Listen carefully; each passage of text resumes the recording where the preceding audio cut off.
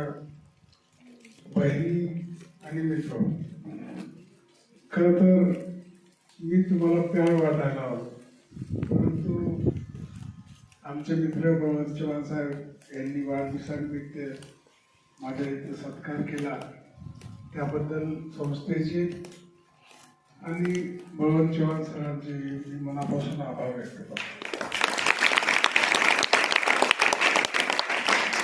मित्र,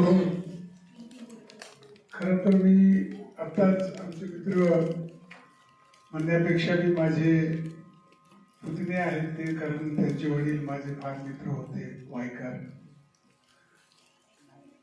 त्यांनी सांगितलं की 40 वर्षापासून समाजकारण राजकारण त्यामध्ये आम्ही काम करतो, निश्चितपणे काम करतो.